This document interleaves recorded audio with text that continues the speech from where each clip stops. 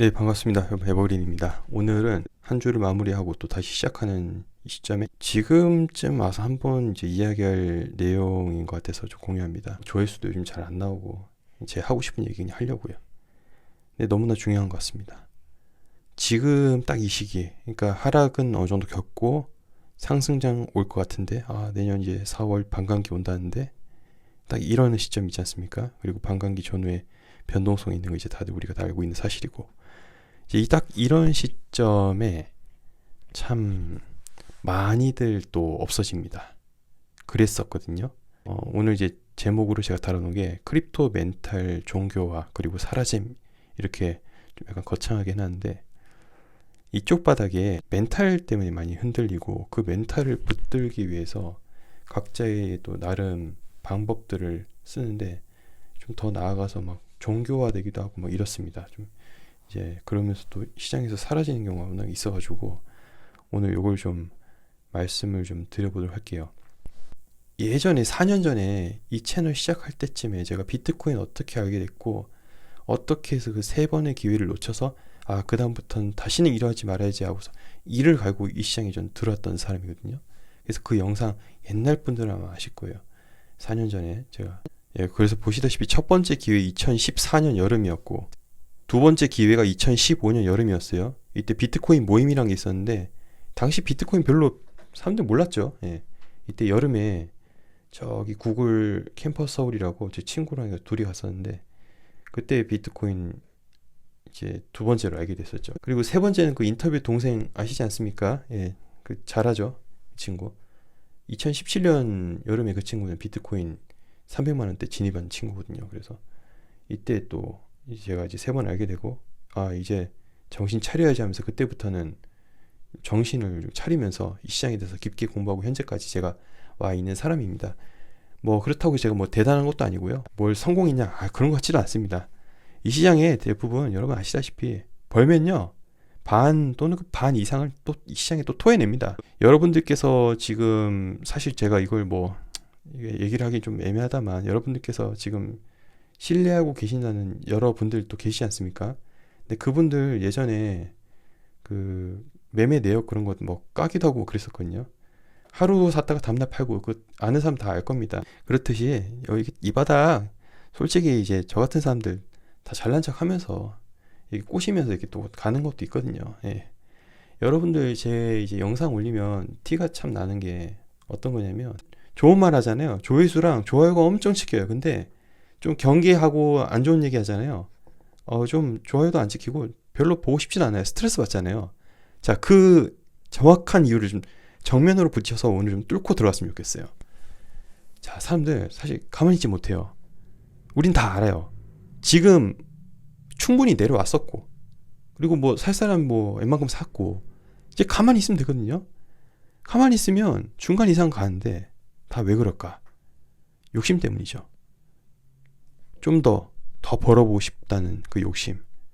그리고 가만히 있지 못한 게 또 그래도 불안한 거예요. 그래도 불확실하고.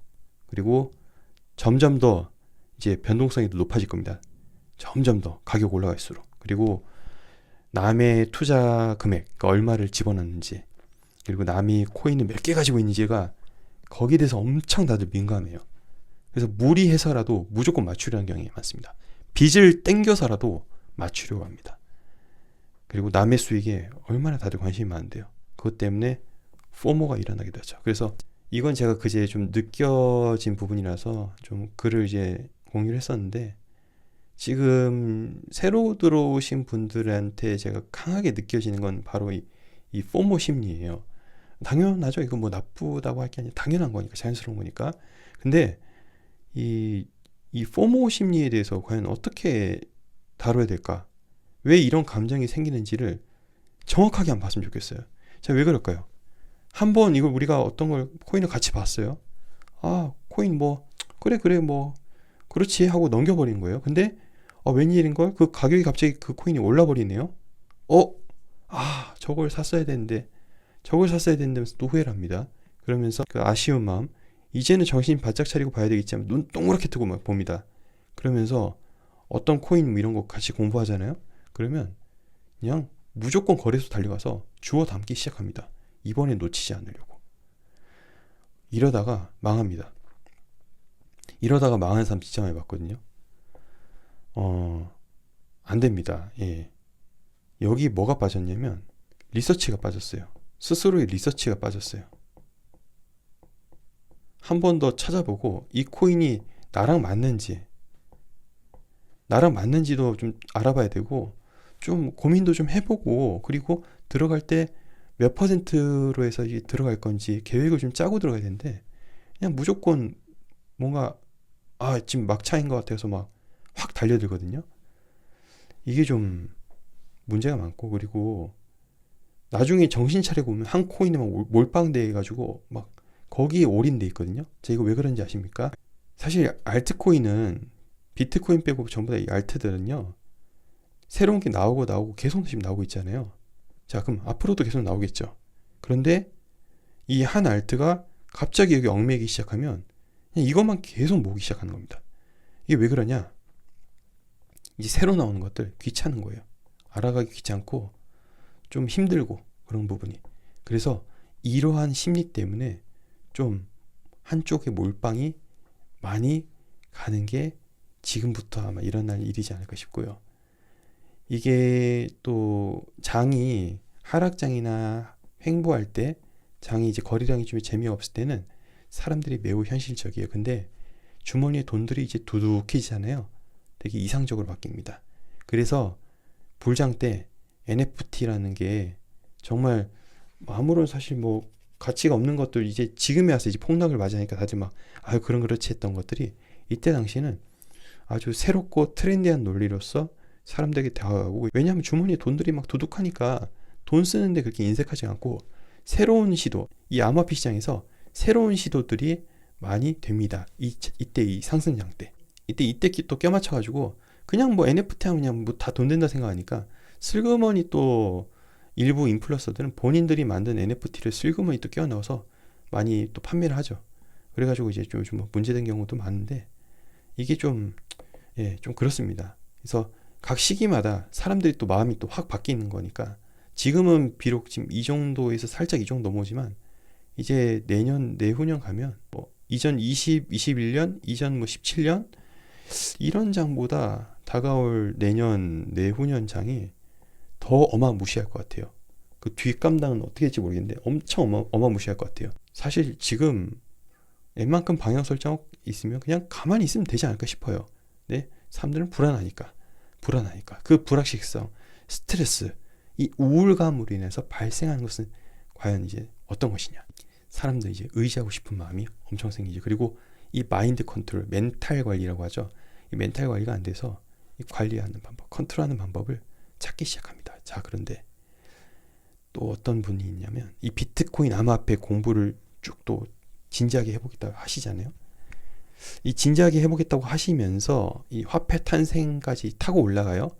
이제 그거 올라가다 보면 이 금융 시스템, 전체 사회 시스템이 문제가 있다는 걸 뭐 갑자기 깨닫기 시작하거든요. 그거 지금 여기 고인물 분들은 이미 이 과정을 겪었는데, 새로운 분들은 이게 지금 새로운 거니까 이게 이랬었구나 하면서 또 난리를 치기 시작합니다. 옛날 그래 고인물들 4년 전 아니면 8년 전 때 했던 말들 또 도돌이표로 또 했던 말 또 하기 시작하죠. 그런 분들이. 그러면서 현재의 세계를 부정하게 되면서 과한 음모론으로 푹 빠지기 시작합니다. 그러면서 뭐 현금은 쓰레기다, 뭐 이런 얘기들 이제 남들 뻔히 떠들어대는 거 있잖아요. 그 떠들어대면서 좀 과하게 몰입을 하기 시작합니다. 자, 이렇게 되면 이제 어떻게 되냐, 나중에 상승장 꼭대기 때도 팔지 못하고, 버블이 엄청난데도 이건 이제 현상이 자연스러운 현상이라 생각하면서 나중에는 팔지를 못합니다. 매도를 못합니다. 이런 이제 세뇌가 돼버리면 그렇게 돼버리고, 저는 이 모든 사람들이, 투자하는 사람만이 1000명이 있다, 뭐 10,000명이 있다, 뭐 1억 명이 있다. 그럼 1억 명이 다 똑같지 않겠죠? 사람마다 가지고 있는 지식, 투자 기술, 그에 대한 이해도, 그리고 뭐 행동력 다 다르잖아요. 단편적인 예를 들어서 이 IQ 또한 사람들마다 다 다르지 않습니까? 다 달라요. 이해할 수 있는 능력도 다르고. 그래서 다 똑같지가 않은데, 문제는 사람들은 어떤 결과를 누굴 따라하면 다 될 거라면서 다 똑같기를 바란다는 것이죠. 그게 똑같은 결과가 나올 수가 없어요. 변수들이 워낙 많기 때문이죠. 투자 시장에서 이 내 소중한 돈을 변동성 높은 이곳에 이제 딱 던졌어요. 변동성이 높다는 거는 엄청 오르기도 하지만 엄청 내리기도 하고 막 난리를 칩니다. 자, 그러면 지금부터 이 변동성이 점점 더 높아질 텐데 그 변동성이 점점 좀 높아지는 때까지 발생하는 것이 과연 어떤 현상인가? 자, 이거 실제 있었던 일이에요. 이게 몇 건이 있었어요. 제가 아는 게 몇 건이라면 그 외에 또 더 엄청나게 많았겠죠. 과거에 딱 지금 이 시기부터 상승장 초입 때까지 어떤 일이 발생했는지를 아시는 분 아실 거예요. 자, 지금부터는 강한 이끌림에 조심하셔야 됩니다. 정말 그 강한 이끌림. 사람들을 이 불안한 마음을 달래주는데 어떠한 그 자료와 근거로서 달려주기보다 아무튼 이상한 방법으로 이렇게 달래주는 것들이 좀 많아요. 이제 점점 더 생길 거예요. 그걸 되게 조심해야 되는데, 자, 여러 가지가 있는데, 일단은 제가 어제 텔레그램에 쓴 거를 좀 기반으로 좀 말씀 좀 드려볼게요. 자, 제가 코인 추천, 리딩, 이 단어 좀 싫어하죠. 싫어합니다. 그리고 저한테 종목을 딱 찍어주지 않는다, 뭐 강하게 이끌어주지 않는다, 뭐 강하게 상승이라고 외쳐주지 않는다 등등, 뭐 알아요, 어떤 걸 원하시는지. 그래서 그거를 하지 않는다고 좀 별로 안 좋아하시는 분들 좀 계시죠. 강하게 이끌어주지 않고 이거 사라고 딱 찍어주지 않으면 대부분 싫어합니다. 그거는 저도 이해해요. 왜냐하면 다들 돈 벌고 싶잖아요. 그럼 돈 벌고 싶은 그 욕망을 만족을 시켜줘야 되는데 엉뚱한 소리 하니까 지겹고 짜증나죠. 예. 근데 이제 이거가 저는 좀 핵심이라고 생각하는데, 사람들은 이걸 다 알지 못해요. 어떤 거 이제 리서치하고 매수 버튼 누를 때까지 이게 되게 귀찮아요. 귀찮고 힘들고 잘 모르겠고 이러니까 결국 누군가에게 그 위임을 하거든요.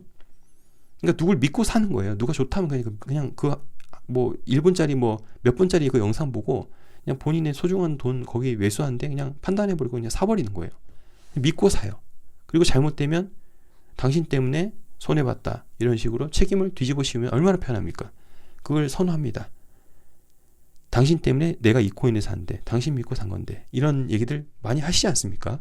그리고 뭐 50배 100배짜리 뻥튀기 하는 거 왜 안 알려주냐 하면서, 그런 분들, 여러분 이게 말이 안 된다고 생각하시지만 이게 진짜 많습니다. 이게 진짜 많습니다. 대다수예요. 대다수. 자, 그러면 방금 이 앞에 대다수의 심리가 이런 거잖아요. 그럼 뭘 원하죠? 누가 앞에 나서줘서 강하게 이끌어줘서 리딩을 해주는 걸 원하잖아요. 그게 대다수의 욕구고 열망이고 욕망이지 않습니까?